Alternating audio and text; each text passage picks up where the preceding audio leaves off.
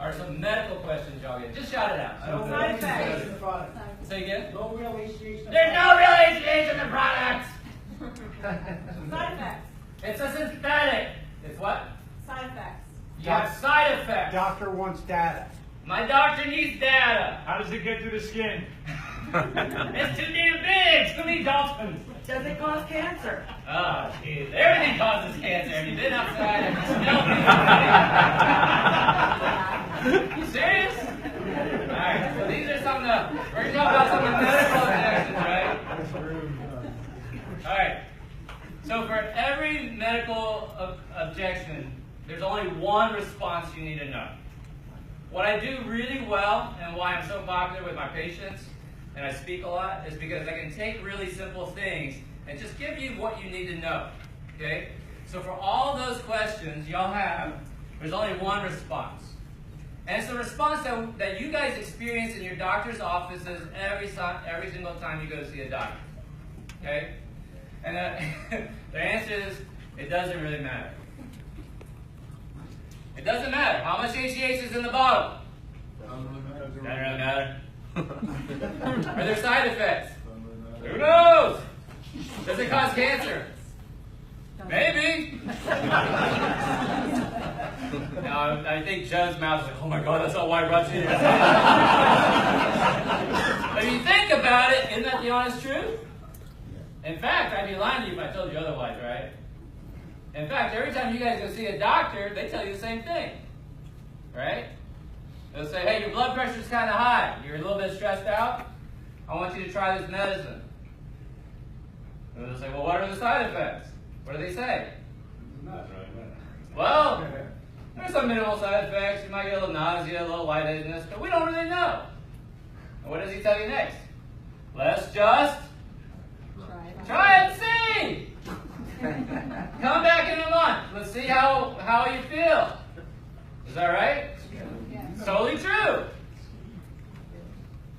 And then you come back, so he gives you this pill. How much is in it? Well, let's try you on some metoprolol, your blood pressure, right? Let's give you 10 milligrams. You come back, your blood pressure is still high. What does he say? Let's double the dose. Let's double the dose. That's all he says. Sounds like, hey, let's try 2 pumps instead of 1 to me. Am I right? Yeah. So you come back, and it's 20 milligrams. Your blood pressure's still high. What does he say? Try some more. Try it longer. Add another pill. Stop doing this. We just try. Okay? Now the reason why we do this, here's the actual answer, is you're looking for an effective response. We're taught this in med school, right? Effective response that is dose dependent. And we want the minimum dose. Why the minimum dose? Less side effects. Less side effects. Saves you money. You don't go through your pills as fast. Right? Now, wouldn't it be silly if I gave the same dose to a 6'2" linebacker versus a 5'2" grandma? You see, that 10 milligram dose might not be enough for the 6'2" dude, but it might put Mary on her ass. Mary's calling the office the next day. She's all angry. Her face is all busted up. She took this medicine. She fainted. And it's always in church, right? She fainted in church, fell down, busted up in her cheek, had to go to the ER. And I say, what? Break the pill in half. It's the smallest dose. It doesn't come in a smaller form, Mary. Just break it in half. Right? That's it. Or let's say you have a side effect. The doctor will say, well, let's try a different medicine. Maybe that one just didn't work for you. So that's the answer to everything. We're just looking for the effective dose response. Effective response. Okay? Which is the question you guys always ask. Did it work for you? Does using the product work? Did it work? There is no difference between this and what they're taught in medicine, in med school. I just gave you 4 years of med school here in 10 minutes. I want my $150,000 right now. Up front. That's how much it costs. Okay? So, we just have to try it. And everybody's going to be a little different. We don't know where you are. And, you understand like a woman is different from a man because of little things called ovaries. But even a woman is different from a woman, right? Because a woman with a hysterectomy is different from a woman who didn't have a hysterectomy. Is that true? And a woman with a hysterectomy is different than a woman who had a total hysterectomy and now doesn't have ovaries. Versus one that still has her ovaries. Versus one that still has one ovary but not the other. It's all individual. Which is no different than what you're telling your prospects. True? Y'all get that? Yeah. Right. Which then takes me to the next point. Which is, how do we really know what's in it? Answer is it just doesn't matter. You just need to try it. Okay? And you want to try it as the lowest dose so you don't have the side effects. What are my side effects? Who's had nightmares? Who's heard about people having nightmares? No, yeah, have you heard that? I had a fun one. You had a fun nightmare? Yeah, that's good. So, just lower the dose. I just had an actress. I lowered her dose. Her nightmares went away. Energy went up. She feels great. Now, I get a little bit of credibility because I have the initials behind my name. So I get to say, just lower the dose. You're like, well, of course, that's what all my doctors tell me. But you tell them that, they're like, well, I don't know. Suspicious. But it's really the same answer. Does that make sense? Yeah. Okay. Is this helpful? Yeah. Because this is the truth. I'd be lying otherwise. Okay? Now the question about cancer is a tricky one. And the truth of the matter is this. Everything causes cancer. And we're all going to die of cancer. If you live long enough, everybody's going to get cancer. Is that true? In fact, pretty much all of us right now, sitting here right now, except for Chloe, has a cancer cell inside your body right now. It's true. My dad died at 65 of cancer, colon cancer. He went from healthy as a horse, 6 months later he was dead. Crazy. Okay? There are people, raise your hand if someone's like asked you about cancer risk with HGH and they smoke. Is that ridiculous or what? Bacon and eggs. Yeah, people are weird. There's only one cause of death. Who knows what it is? Stop breathing. Taxes. Correct. Heart failure. That's the only cause of death. Your heart stops beating. No one actually dies of cancer. Do you ever think about that? How'd they die of cancer? What'd they die of? They had cancer. Well, they didn't really die of cancer. You die the second your heart stops beating. And if you know that, if you really understand that, then I'm going to do everything in my power to help my heart. Y'all agree? Yeah. Everything in my power to help my heart. Okay. Good? Good. All right. I'm going to give you the next most common medical question. And this is going to fix most of your problems right here. Dr. Baum, I think it's all a placebo. Who's heard this? Who's had this objection? Oh, yeah. What's the answer? So? Try it. Find You're out. probably right. Yeah, it might be. But did it work for you? How'd you feel? You know, for years, I'll actually give you a medical example. For years, in Eastern medicine, we've been trying to help people meditate. Is that true? Because we know meditation helps with stress reduction, etc., etc. And we've been saying for a long time, it helps with your blood pressure. Well, within the last 10 to 15 years, Western medicine has started to study it. And guess what they found? Meditation works just as well as any FDA-approved medication. It will lower your blood pressure on average 20 points on the top blood pressure. Now think about this for a second. This is really important. Who loves going to see the doctor? Nobody. Who gets a little bit nervous when their name is getting close to going to see the doctor? Everybody. And the second you're nervous, the nurse takes the blood pressure cuff. Mr. Jones, your blood pressure is a little high today. Well, I had to run to get here. I was almost late for my appointment. And you were going to charge me $50 if I was late. Right? Now what if instead, while you're waiting for that 15, 20 minutes, hour sometimes, for your appointment, you just sat there and just meditated on your breathing. And your blood pressure went down. And then when the doctor saw you, the doctor goes, wow, Mr. Jones, your blood pressure is perfect. Is that meditation? Is that placebo? Or is that the blood pressure medicine that he just gave you last month? Answer is? Doesn't matter. It doesn't really matter. Because it works. And at the end of the day, you're going to die. Right? Maybe. Okay, so the placebo, so the answer to, but I think it's a placebo effect, I would go, awesome! That's great! Because most medicines are placebo effects, believe it or not. Most of the stuff that your doctors are trying to push new medicine on you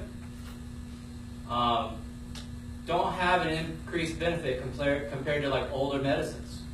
They have old medicines, old blood pressure medicines, for example, that work just as fine, that are like $1. But the doctor's going to try the new one, because that's what we want, is the new latest and greatest, that only works maybe 5% better, but is 300 times the price. Sounds like selling a product to me. I don't know about you, but it's starting to sound familiar. Yes? Yeah. So the placebo, when they say it's a placebo, you go, awesome! Love it! Now there's another, now the placebo effect is this, basically. It's when you have a positive outcome, when you expect a positive result. Okay? A lot of people don't understand that there's the opposite, a nocebo effect. Who knows what a nocebo effect is? No, anyone ever heard of this? Nocebo is the opposite. It basically means if you don't think it's going to help you, it's less likely to help you. So placebo is awesome because it's positive. Nocebo is negative. I'm not sure this is going to work. I love the patient. Here's a good example. Patients come see me, Dr. Vaughn. You have to give me something stronger than Vicodin. Wink, wink. Vicodin doesn't work for me. Okay, well let me give you Lortab. Lortab is awesome. I love it. It's the same fucking medicine. It's the same medicine with a different name. It is. It's the same active ingredient. You get that? It's crazy. And I have patients tell me that all the time. I need this one medicine because this one doesn't work. I'm allergic to Tylenol. No, I'm allergic to Tylenol. I have to have Vicodin. Guess what Vicodin has in it? Tylenol. It's crazy. Okay? So that's the nocebo effect. I don't think it'll work. I'm tough. All sorts of stuff like that. Okay? So, what I would do if I were you is every time, this is going to change your business. Because y'all want to hear about making money? Yes, sir. You want to avoid all of the nocebos and you want to chase all of the placebos. Everyone who's like, man, I'm super excited. I can't wait to try this product. Get it to me. You know, I really want it. I want to try it. Dude, perfect. Perfect. Because they're only going to enhance their experience. I'm a weight loss surgeon. Dr. Vaughn, I hear you're the best. I can't wait to do it. I bought all your books. I watched all your videos already. Dude, sign them up. I love them. You're my patient. Now we get a patient that Dr. Vaughn, you don't understand. I've tried every diet. It doesn't work. I can't take pain. It's terrible. My husband doesn't want me to have surgery. I don't know if this will work for me. I'm like, dude, you need a better surgeon than me. Go somewhere else. let me invite you to my competitor. Yeah, I invite them to find another surgeon. Because it's just not worth it. It just won't work, right? I'm not here to convince you that you need my surgical services. You're not there to convince that other person they need this stuff. I wouldn't go down that road. You'll be there forever. You'll be stuck in that inner conversation forever. Okay? So my dad, I know y'all can't tell from my accent, but I'm an Asian immigrant. I'm one of those Vietnamese boat people. So I came over to the United States when I was 6 years old. One night my dad, I'm one of 6 kids. It still makes me cry thinking about it. I'm going to try not to cry tonight. But my dad kind of took me in the middle of the night while we were all sleeping, and we snuck out on a boat. He left his wife, his 5 other kids, and all of his family. And we got onto one of those little boats. It's crowded with people. You know, I was on Eric's boat yesterday. That was about the size of my boat. Imagine that jam-packed with 50 people there for a year. Imagine 50 people on that boat, 100 people on that boat. So we ended up making it to Thailand. We spent 6 months there, and we got sponsored to come to America.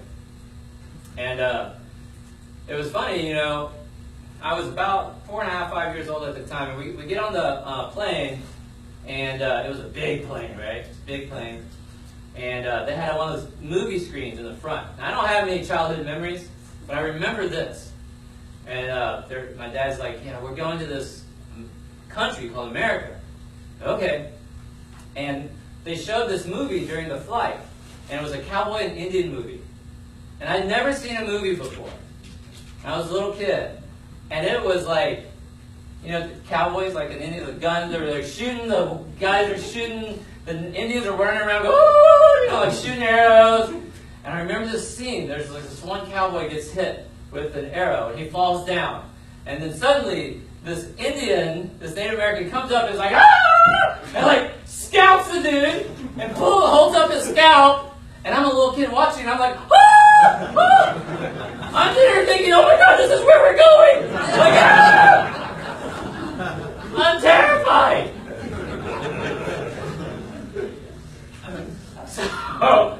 So we get to the Port Authority. We actually ended up in Houston.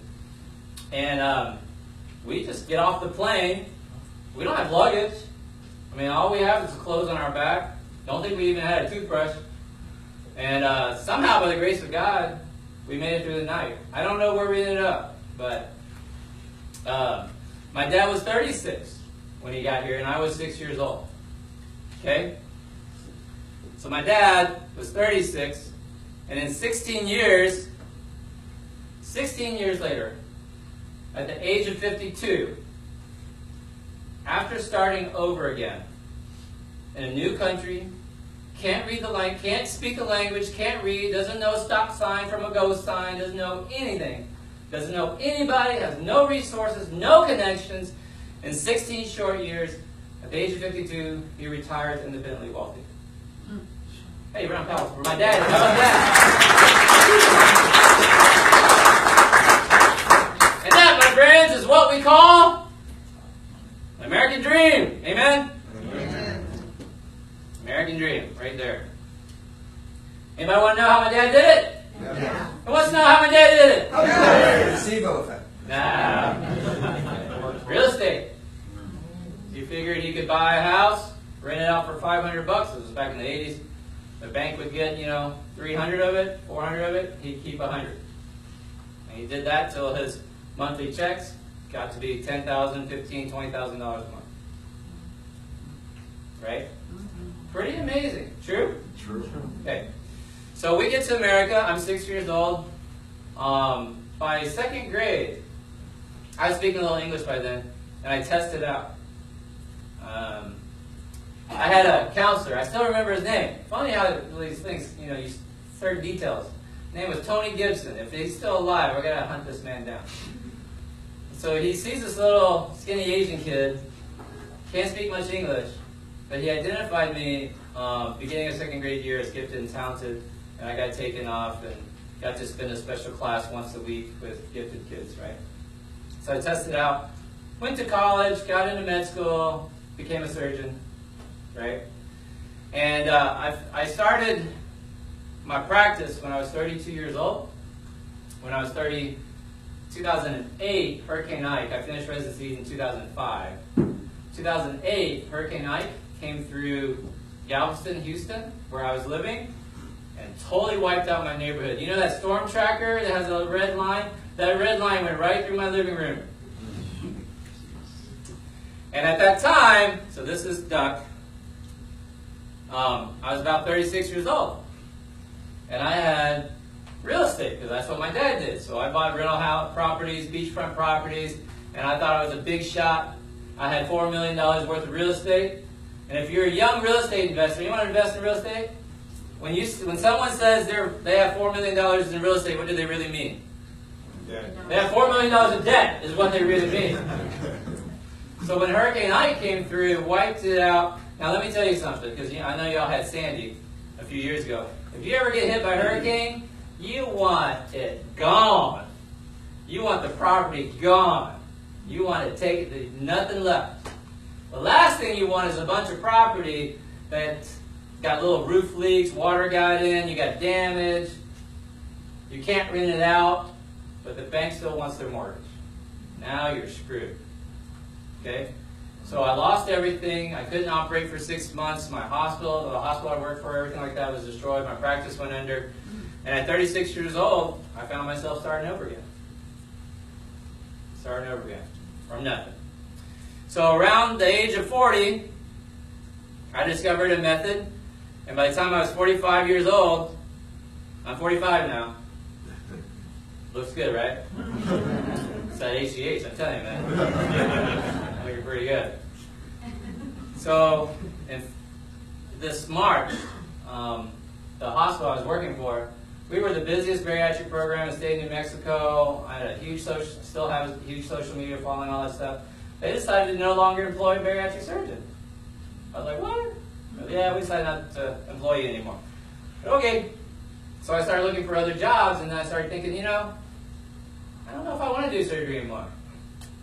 Maybe I'll just do that R word. You know the R word? Retire. Anyone know any surgeons in the room? Do they ever retire at the age of 45? No. In fact, the old joke about surgeons is this. They operate until they're 65, 70. They retire, 6 months later, they're dead. Is that true? Is that true, Doc? That's the old joke, right? So I just decided I could retire. Now, I went from 36, broke, 40, I found something special. In 5 years, I retired well. I retired. I'm not quite wealthy yet, but I retired. Anyone want to know how I did it? Yeah. Come on, that's terrible. Yeah. Anybody want to know how I did it? Yeah! Yeah! I want to tell you how I did it. No, it wasn't HH. Not yet. It was book writing. Okay? Who's heard this saying, money doesn't grow on trees? Money doesn't grow on trees. Is that true? Well, books have made the tree. Not true. Not true. I wrote my first book. All I did was I took my seminar, I turned it into a book. This was back in 2010. I lost $1,000. Anyone have a book inside of you? Anyone want to write a book in the room? You're going to lose money on your first book. Guarantee you. Yes? Yes? Joe? Yes? You didn't even pimp your book, did you? Who wants a copy of Joe's book? There you go. See, that's how you do it, man. That's how you become a bestseller, dude. Okay. So my first book I lost $1,000 on. My second book I made some money. My third book is my big money maker. Okay, and by big, I mean it makes me a steady $3,000 a month, every month. It's a 5-year-old book. Okay, and I don't know about you, but every single month, today's the 1st, right? Yep. So on the 30th, 31st, I wake up and Amazon puts an amount of money in my bank account. I didn't do anything for that, but there's money in my bank account. Now, I don't know about you, but that's a money tree. Everyone agree? Yes. Yes. Okay. So, Then I went to my 4th book, 5th book, 6th book. So I'm on book number 12. I just launched my book, Advanced Green Smoothies. It's on Amazon. I want y'all to go get a copy right now. Launched today. What's it called? Advanced Green Smoothies. Okay? Green smoothies. Okay. Now, what's the deal?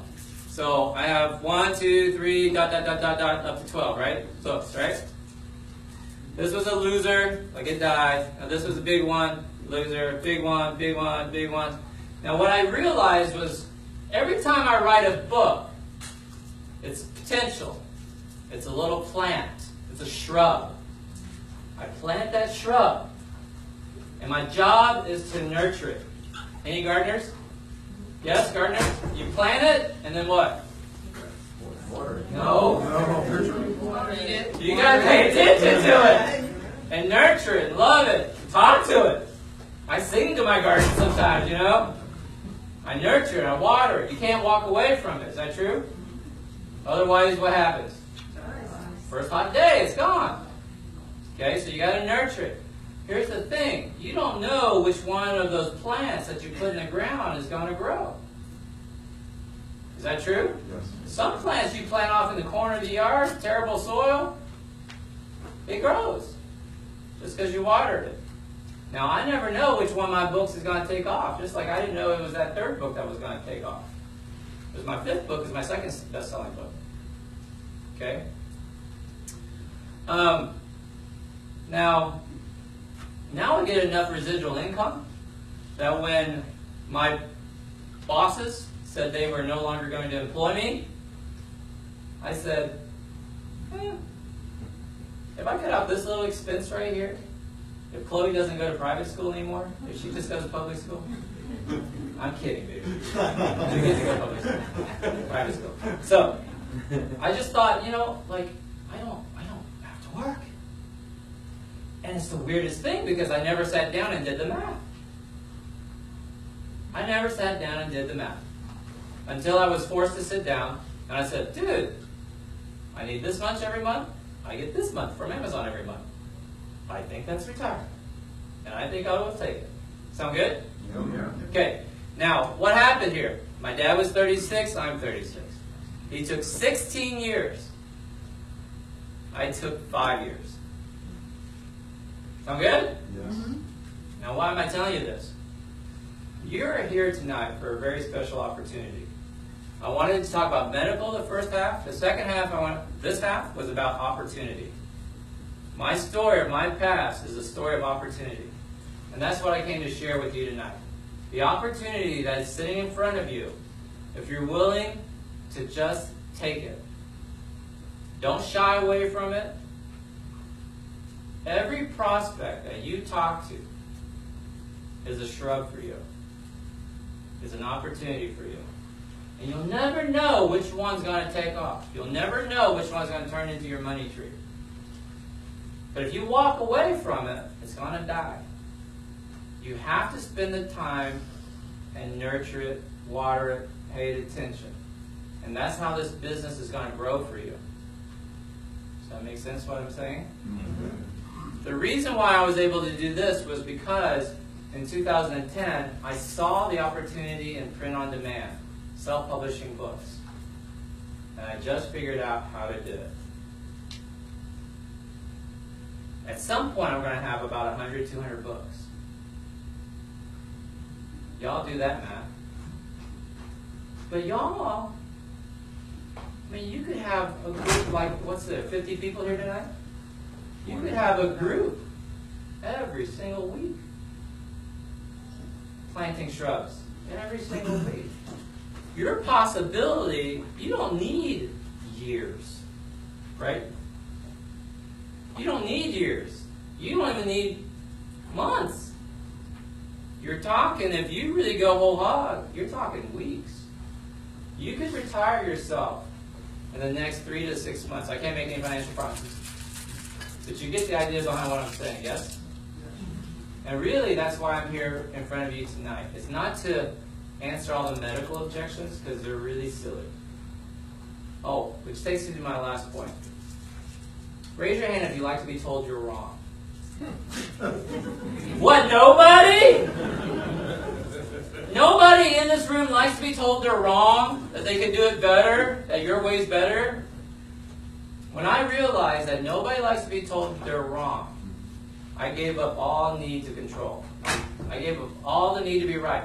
There's no such thing as having a discussion. You're not going to win an argument. There's no such thing as winning an argument. Why not? If you win an argument, that means the other person had to be what? Wrong. And y'all just said nobody likes to be wrong. So there's no point in arguing. There's no point in trying to debate with a nocebo. There's no point in convincing somebody that the Daltons don't matter, that the amount of the HH doesn't matter. Because they will not, psychologically, will not allow themselves to be proven wrong. They've done the studies, they've read the research, and I read these arguments, and it's so hard for me to not chime in. Because people will say, I'm an expert, I'm in this field, I know all about hormones, and they'll quote some study that had 10 people in it. You cannot do any conclusions from a study of 10 people. There's not enough power in that. There's not enough power in 30. There's not enough power in 100 people. The studies that we use has to be at least, 2, 5, 10,000 people to draw any significant conclusions. Does that make sense? Yeah. But these people who quote you studies, because they did this, researched this, looked on PubMed, whatever, they are so psychologically involved in that argument, you will not change their minds. You'll be wasting a day when you could have spent a day with placebos, with the positive effect people. People who want it, people who need it. People are going to be good, not just customers, but they're your partners. You understand that, right? They're your partners. You want to go into business with people who are going to be good partners. Sound good? Yep. All right. So in summary, medical opportunity, the medical reasons are really just the product works, it's great. If it works for me, I'm sure it can work for you. But more importantly, the opportunity to change your life, to make a difference. Like Joe said, I want to help millions of people. I can help hundreds of thousands of people with my books. We could really help millions of people with this product. Sound good? Yeah. That's all I got. Thank you guys very much.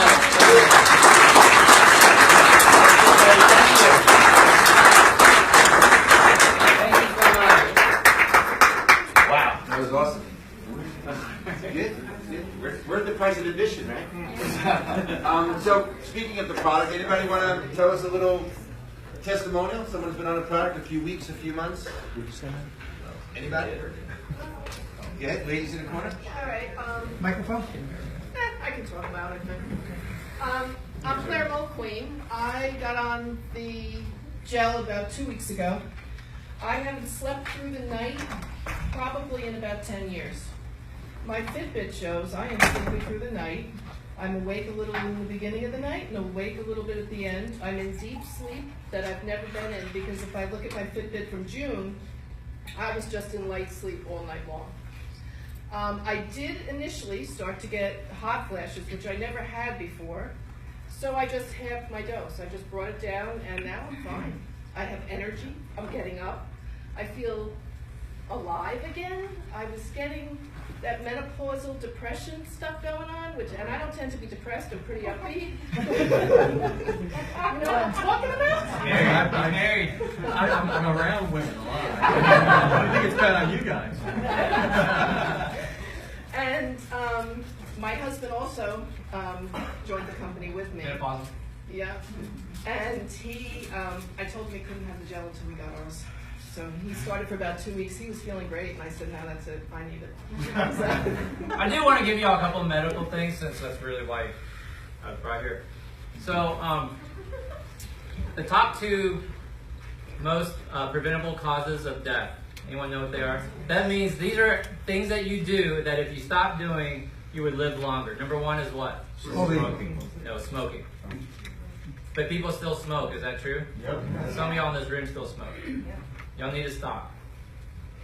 Now, You're not gonna affect anyone's health selling them gel, HGH, and they're still smoking. You're doing them a disservice. Now that's slimy car salesman, whatever you want. Like I would be like, dude, you gotta stop smoking before I give you any of my Somaderm. I'm not gonna give you a bottle until you stop smoking, because you're wasting your time. They're gonna die of lung disease, heart disease, etc. So number one thing still is smoking. So stop if you're still smoking. Number two thing, and this is my area of expertise, and I say this very lovingly, it's obesity. We have a huge issue with obesity in America.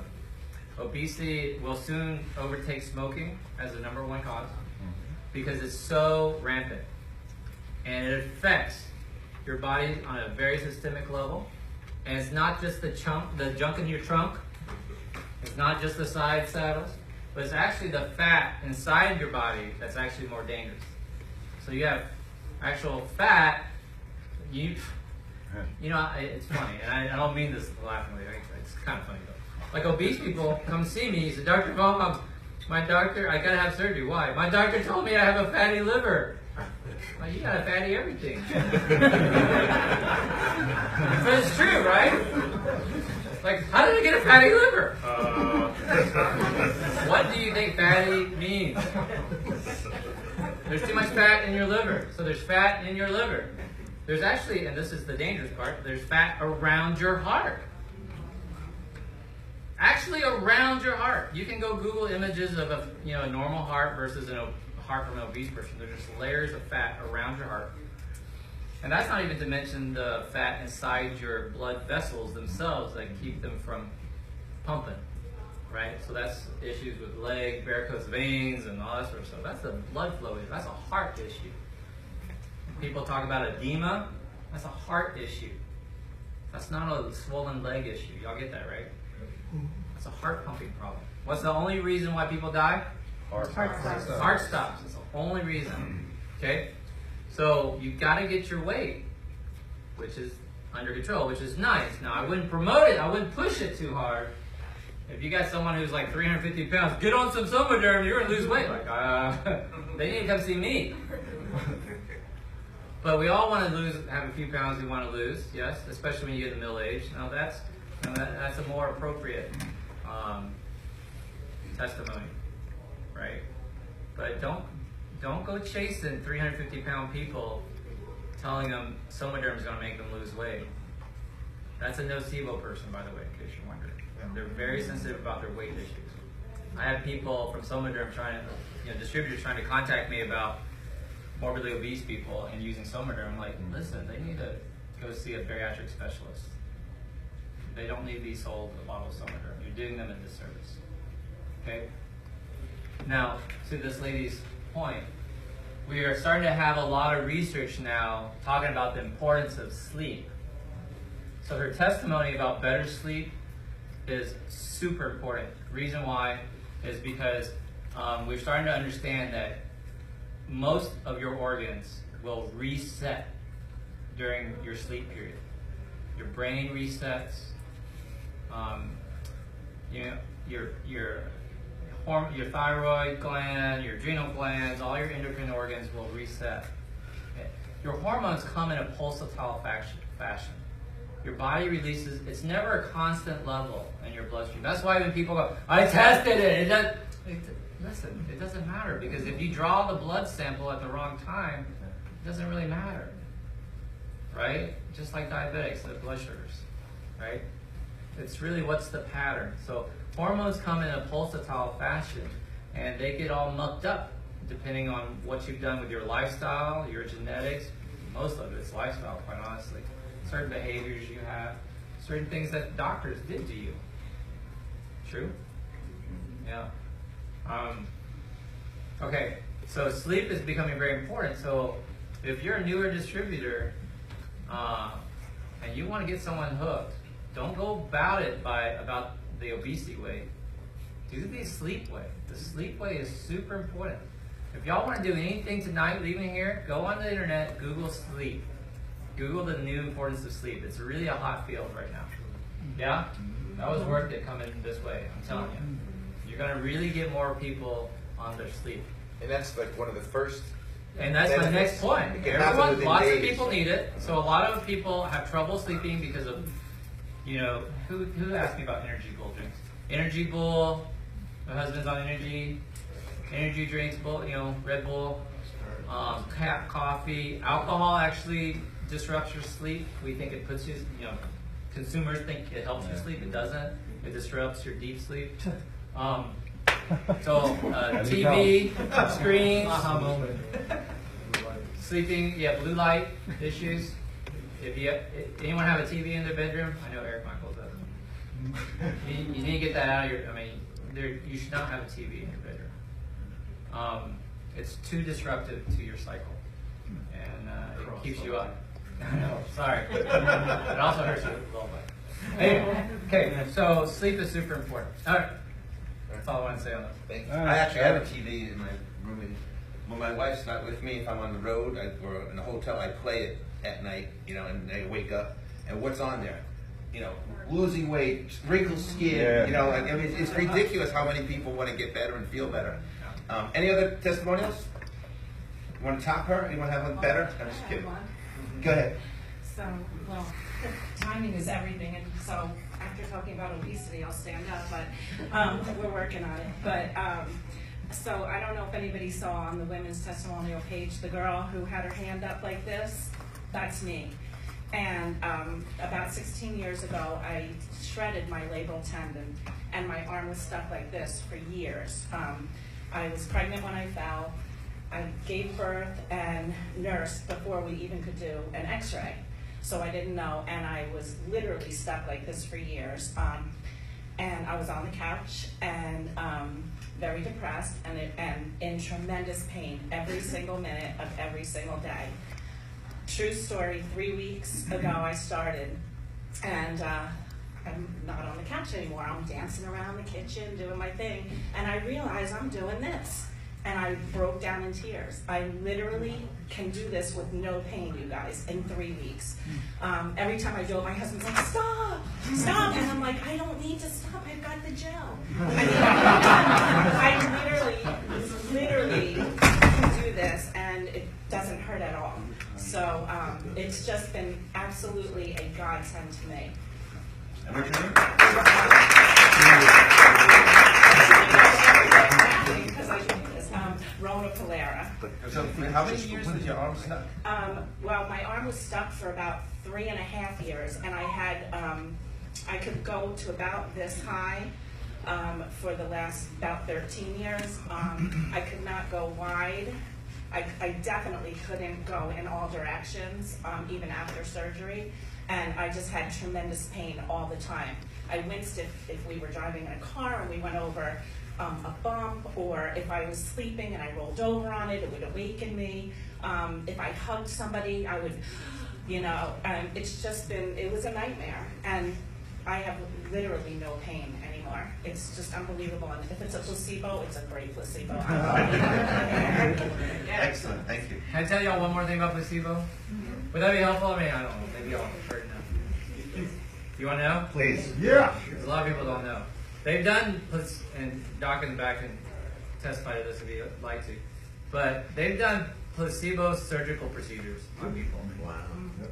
Where, this orthopedic surgeon down in Houston who did, when you have torn cartilage, they'll do an arthroscopy where they put a scope in your knee and they'll scrape out the loose cartilage. Anyone ever have this done? Your knee scrape? Oh wow, half of y'all. See y'all. He did this interesting study where, they had a surgical group and a non-surgical group. I don't know how he got this passed, but so one group of patients actually got the knee surgery, and the other group just had little holes made. They intubated the patient. They went through the whole thing. They actually even ran like a video recording of a surgery on the screen, and the doc used the same equipment, washed it, rinsed it out, and he had patients who were non-surgical. Were like, Doc, I feel great. I'm playing basketball again. And it turned out they were part of the placebo group. Think about that. Think about that. The mind's very powerful. Mind's very powerful. You have to remember that. About, what year is it, 2018? About 8 years ago, I just decided I was never going to be sick again. I'm never going to come down with flu. I'm just not sick. And you have to remember, I'm around sick people all the time in the hospital, yes? And in 8 years, I've had the flu one time. And it was a couple years ago. And my staff was like, Dr. Vong, you're always talking about you never get sick, and now you're sick. And I said, no, you don't get it. If I got sick, you guys are fucked.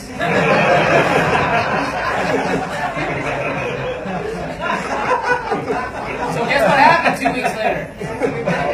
Half of my office called in. They were out. It was like really bad flu bug. And they were gone. They were out for like a week and a half. I mean, I was down for a day and a half. You know. So you just decided you weren't going to get sick I anymore. just decided. Yep. I listened to a Wayne Dyer video and I was just like, There you go. I'm just not gonna be sick. Yeah. Yeah, that's Bruce Lipton talks about epigenetics. I didn't talk about epigenetics tonight, but you know, your life isn't really determined by your genes. It's much more important which genes are turned on and turned off. And in fact, identical twins, when they're born, they have identical genes. But by the time they're in their 20s, depending on how they lived their lives and what environments they were in and choices they made, their genes are really no longer identical. How many people here are Italian, have some Italian in them? Everybody wants some Italian. That was a line I used by you. You stole my line. You get away with it. It's going to be a long night. But think about it. I grew up saying if you go outside without your hat on, or if you go outside with your hair wet, you're going to get sick. You're going to get sick. I mean, or the window was open and it was a little chilly.